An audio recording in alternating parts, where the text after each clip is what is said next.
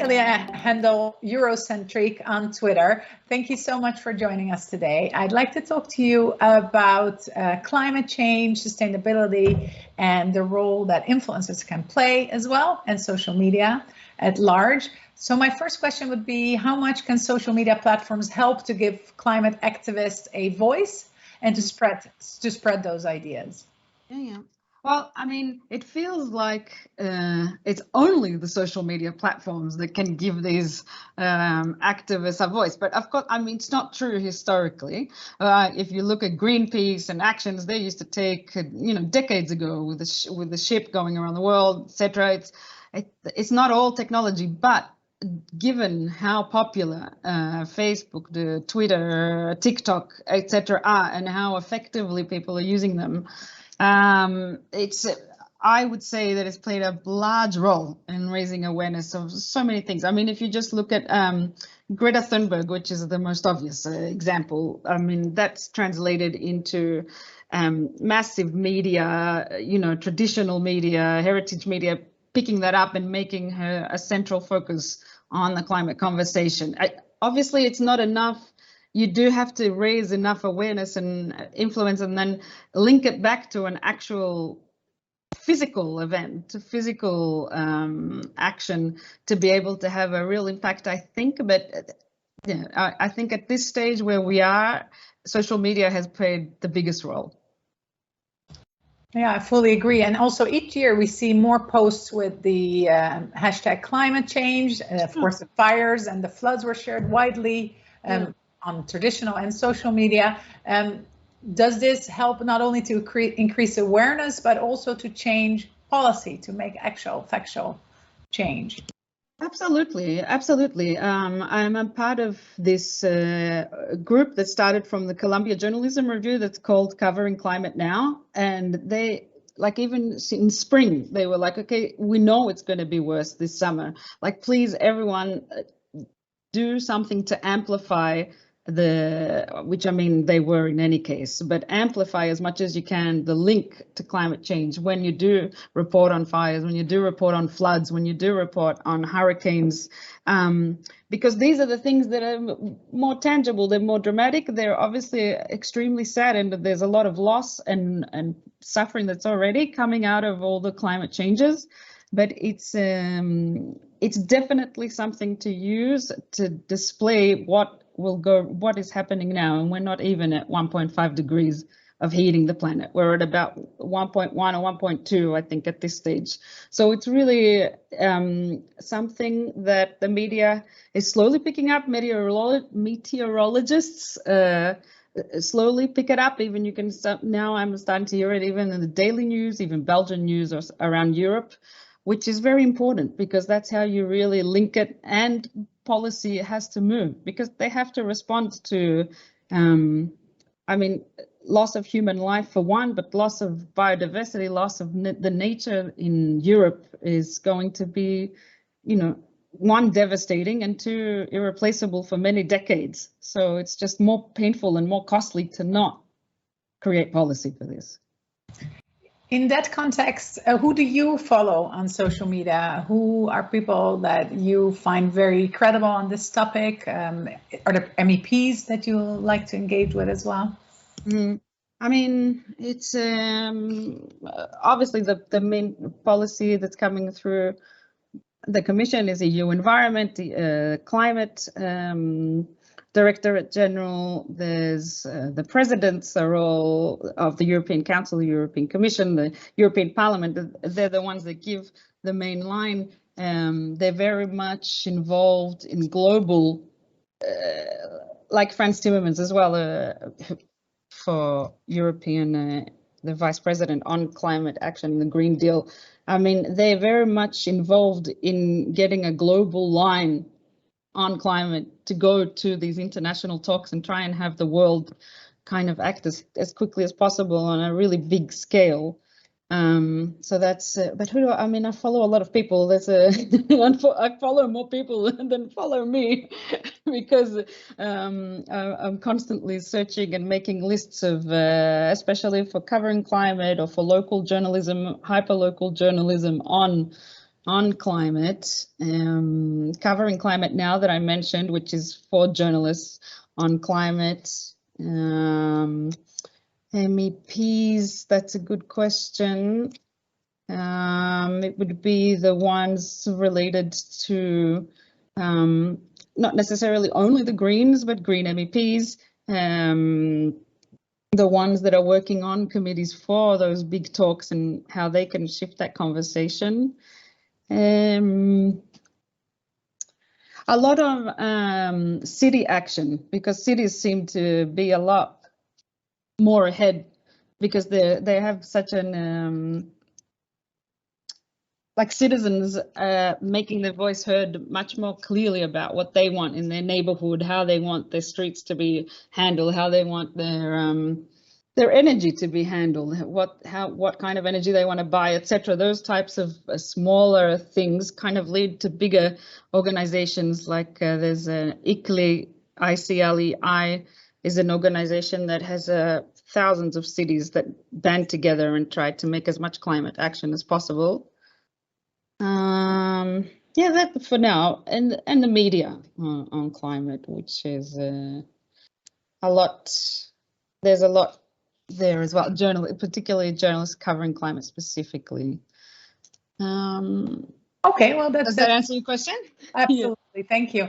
Final question I have is, how do you feel about the high quantity of tweets talking about sustainability? How much of that do you think is greenwashing, or how much is actually meaningful? Yeah, I mean, there's definitely a lot of greenwashing going on. There's definitely a high demand for sustainable products, for products that, you know, if you feel, especially all these years where it didn't feel like we could do that much, at least you thought, okay, where I'm putting my euros and my cents, maybe that can help make a difference. So there's a lot more organic shops. There's a lot more buy at an airplane ticket, you can carbon offset, or, you know, there's simple things like using a search engine that plants trees like Ecosia, or, but then when you see it at a bigger scale, and it's still hard to reach that big change, people want more. They want, like, their shoes, their clothes, they want maybe even to the extent of houses to be sustainable. So people have been adding sustainability to a lot of things where they might not be sustainable. I was reading about a case this morning about how maybe some sports shoes that have been saying they're 50% recycled are not so recycled after all, and the shoe himself cannot be recycled, which was a bit of a surprise actually, but that's nice. That's good to know. It's also been interesting to see that DG Justice from the European Commission has put together, is working on the legal aspect of greenwashing. Like Didier Renders, the commissioner, has, I think, yeah, he's put forth what are some legal aspects to actually deal with it EU-wide, which I think that's something interesting to watch, because it's hard to see how you can control all of that language. But it's such a trend that, you know, the green or sustainable hashtag has been added to everything, and you have to take it with a grain of salt. You have to be you have to be someone that looks up just a little bit further to see, is it real, or is it just that I want to see plants and trees and butterflies and dragonflies so that it looks prettier, but maybe it's really just it's made for less than the person working on producing the product, and maybe I shouldn't buy that. Yeah, excellent point. In terms of your own best performing tweets, most likes, most retweets, is there something that comes to mind that you could share with us? Up until recently, I think there had been like kind of key tools that were like, okay, it's great if you have a square picture, it's good, you have the possibility to tag 10 people, tag people so that they actually see the tweet, because after a while it just gets lost so instantly these days. The last few years, even from the institutions, I see emotion is, well, I mean, that's been forever, I suppose, but emotions, like even with marketing and using pretty women as a motif that was kind of to bring out an emotional response, but not condoning that in any way of sexism. But I mean, it's always been the case. But I think like you'll even notice some political speeches now they'll have the word heart in just the speech, just to have like, oh, he's talking about something personal, that's a bit different, or she's talking about something personal. Yeah. For now, up until now, it had been the tagging and the square images, but now we have these long images that are much more, like they pop up much more in your feed. And I think live is the thing that very consistently, very live, trying to build a community around actually talking to people, even if it was digital, because of the pandemic. So we'll have to see what happens one day, hopefully post-pandemic. Yeah. Hopefully. And in terms of your own tweets that got the most engagement, so not why, but just which on what topics?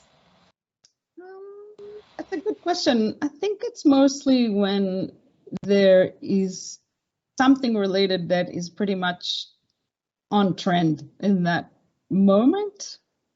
I mean, off the top of my head, because I haven't looked into my tweets very much recently in terms of looking at the stats, which one worked, which one didn't work.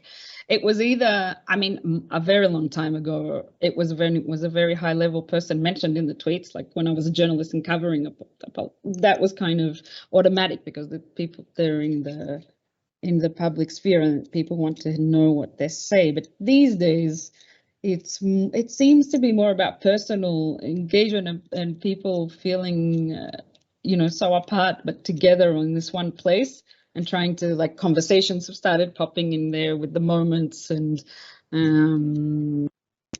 I think it's that type of engaging on personal topics, culture, arts, music, film as well. That, I mean, food always brings people together.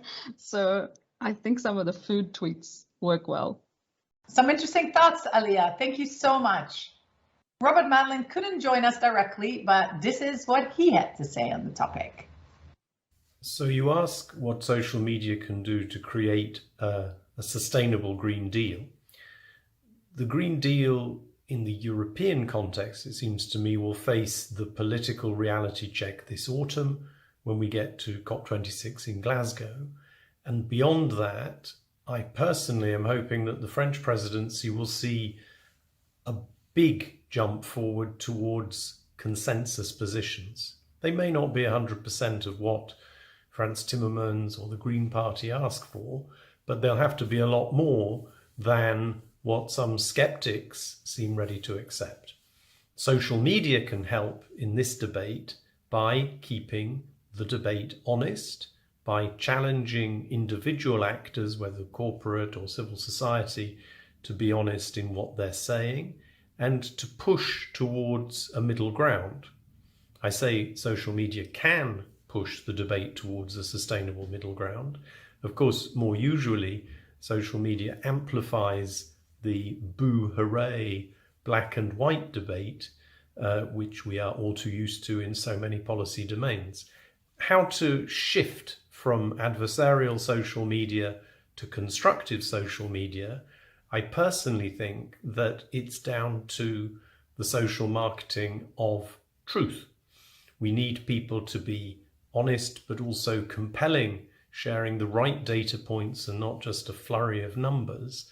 And we need also, I think, to see companies more and more stepping up, not to talk about how great they are in a CSR perspective, we are responsible, but to actually demonstrate impact in the areas that matter for sustainability, zero energy use, zero carbon companies, biodiversity, waste and recycling. There's a lot to be done. There's a lot to be said. There are a lot of good facts to share, but we need to curate social media so that it is more than just an endless succession of self-centered sound bites. Thank you, Robert. That was a great contribution.